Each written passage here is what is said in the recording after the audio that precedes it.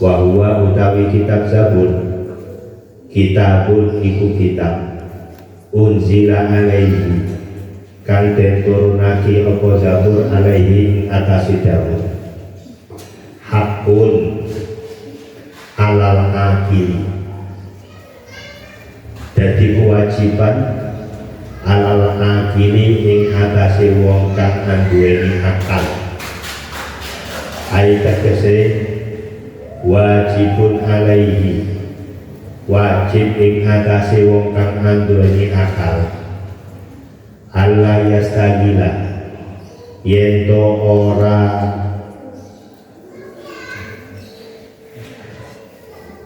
gawe sibuk sapa akil, illa kejaba bisalatin kelawan telu minal isoli saking biro-biro perkara. Allah Subhanahu wa ta'ala menurunkan wahyu kepada Nabi Daud melalui kitabnya yang nama kitab itu adalah kitab Zabur. Di dalam kitab tersebut disampaikan hakun alal akil alla yastahila illa bitalasi. Orang yang punya akal sehat, orang mukallaf, memiliki tiga kewajiban dalam kehidupannya. Lek wong waras iku mestine duwe kewajiban telu. Apa ketiga kewajiban itu? Yang pertama tazawudun lima hadis. Tazawudun sangu lima adil kadue masa depani. Aiti akhirati, ai tegese li akhiratihi kadue kanggo akhirati wong. Bi adil a'mali sholihah kelawan nekakake al a'mal piro-piro kelakuan as-sholihah kang bagus-bagus. Kewajiban pertama adalah berbekal. Kita diwajibkan untuk memiliki bekal. Wong urip iku kudu duwe sangu. Sebab urip nang donya ora sak teruse. Kita memiliki satu tujuan di dalam hidup. Sak temene tujuane urip menungso iku cukup singkat, simpel. Apa itu? Golek sangu. Jadi wong urip iku perlune mung golek sangu. Tazawud. Lho kanggo apa golek sangu? Sebab kula kadang sampai urip nang dunya ora sak teruse. Suatu saat akan dikembalikan ke tempat asal kita, yaitu akhirat. Karena kita ini made in akhirat. Jauh sebelum kita ini kan made in akhirat. Kalau jasa dia kita, ini kembali ke tadi yang disampaikan tadi dua unsur tadi. Unsur yang pertama, unsur roh. Roh kita ini produk akhirat. Sedangkan jasad kita produk dunia. Dipertemukan oleh Allah dua-duanya di dunia. Roh dimasukkan ke jasad. Hiduplah kita. Tetapi roh dan jasad ini tidak akan selamanya bertemu, akan berpisah. Jasadnya tetap berada di dunia, rohnya dikembalikan ke akhirat. Nah nanti di akhirat dipertemukan kembali antara jasad dengan roh. Dan di masa transisi itu roh dan jasad kendati pun tidak bertemu secara langsung, tapi saling merasakan. Ketika roh yang disiksa, maka jasadnya akan merasakan Ketika roh yang diberi kenikmatan, maka jasadnya akan merasakan kenikmatan. Tapi hakikatnya yang mendapatkan nikmat dan yang mendapatkan siksa itu roh. Nah, ketika kita hidup di dunia ini, kita dianjurkan untuk tazawud. Tazawud itu berbekal, boleh sanggup biadai al-ahmali sholihah, boleh sanggup sing oke kelakuan nabi. Nah, kelakuan itu mau hasilnya dibawa ke akhirat. Ini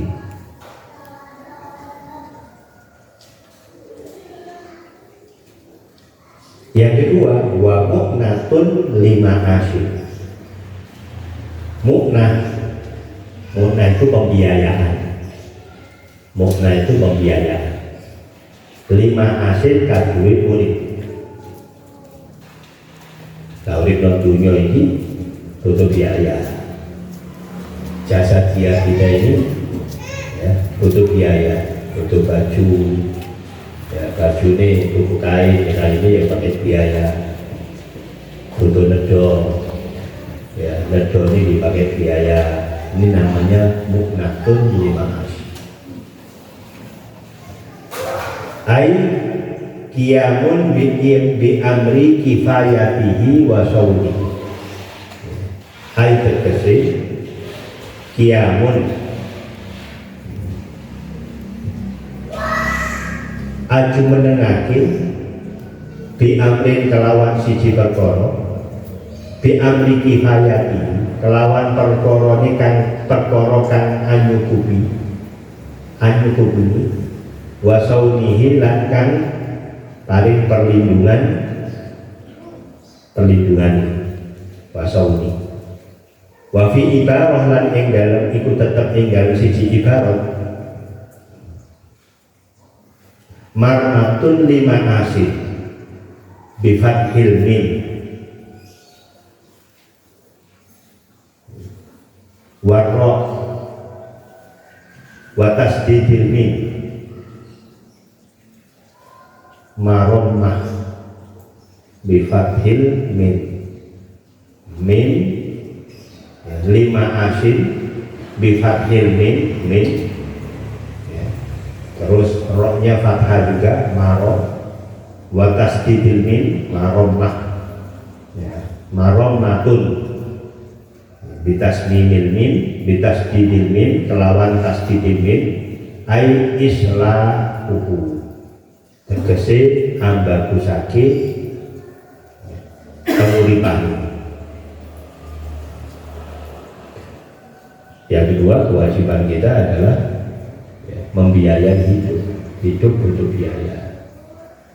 Bagaimanapun kita hidup harus ada pembiayaan.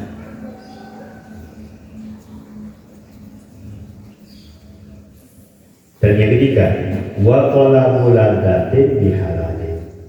Amri seneng, amri kepenak bihalalin kelawan perkara halal. Fa inna kasbal halali wajibun. Krana setuhune usaha halal kasab wajibun iku wajib.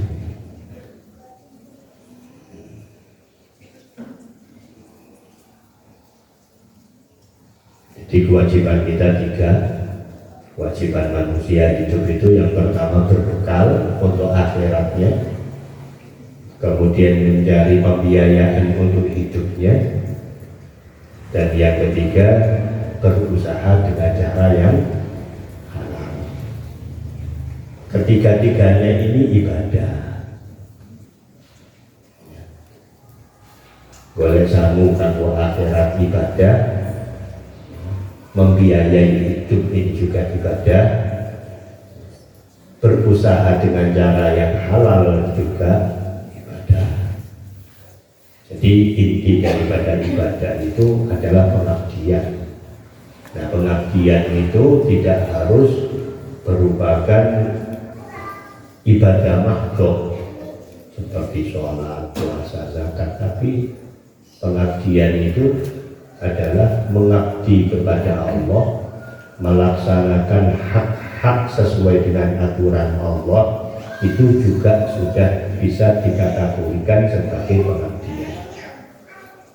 Jadi kalau kalian sampean misalnya buka toko atau bekerja, kalau diniati untuk 3 perkara ini, maka bisa menjadi media di dalam ibadah kepada Allah Subhanahu wa Ta'ala. Kalau kalian sampai misalnya lagi buka toko, niati buka toko untuk bekal ibadah. Kalau kita boleh duit ya tadi bakal beras ya tak maem, ya maem itu ya wis bisa kuat sholati, kuat ngelakoni perintah Gusti Allah, ya ujung-ujungnya juga ibadah juga.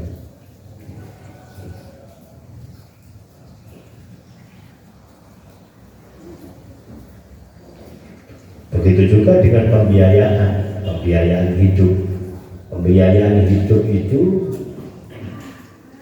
secara garis besarnya kita membiayai kehidupan kita, ingin tidak memberatkan atau tidak menjadi beban orang lain, itu juga bagian daripada pengabdian kepada Allah Subhanahu wa Ta'ala. Mencari hal-hal yang halal itu juga ibadah. Jadi intinya manusia itu kalau untuk mencari pahala itu mudah. Boleh swarga itu gampang. Sama gampangnya dengan mencari neraka. Ilustrasi dari Rasul Muhammad SAW.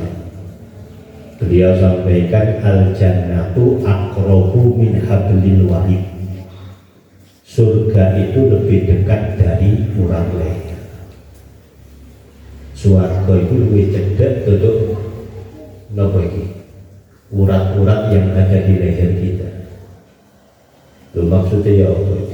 Maksudnya begini, kalau kita ini ingin mengerjakan kebaikan, yang potensi daripada kebaikan itu dapat pahala, dan pahala itu mendekatkan kita terhadap surga, itu mudah, nggak jauh dari kehidupan kita.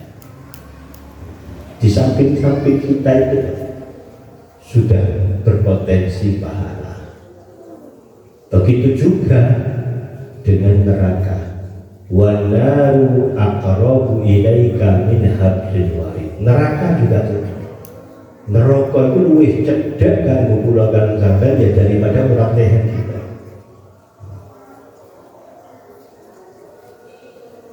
Misalnya kalau dulu mungkin kita mau menggambarkan, mengilustrasikan surga dan neraka lebih dekat dengan kita, lebih dekat daripada urat leher itu agak kangelan. Nah, saya ya gampang. Kenapa? Sama dengan surga dan neraka ada di kantong kita. Neraka ya iki, swarga ya. Sampai berudakan swarga ya iso. HP ini sing mlebu swarga kok neraka ya iso.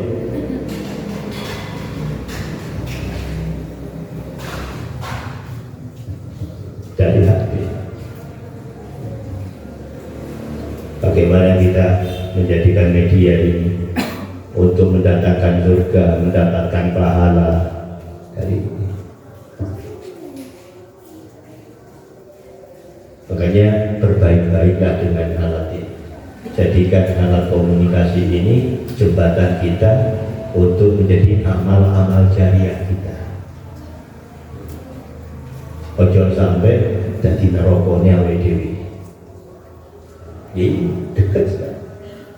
Kalau dulu televisi, tapi televisi nggak kita bawa kemana-mana. Tapi kalau sekarang neraka swarga di kantong ini.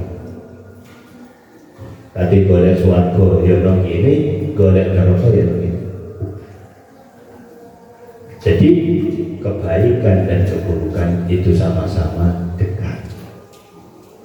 Nah, tandanya orang baik, tandanya orang yang dicintai oleh Allah, dimudahkan dekat dengan kebaikan, dijauhkan dengan keburukan. Tandanya orang yang dimurkai oleh Allah, tandanya orang yang dibenci oleh Allah, didekatkan dengan keburukan, dijauhkan dengan kebaikan.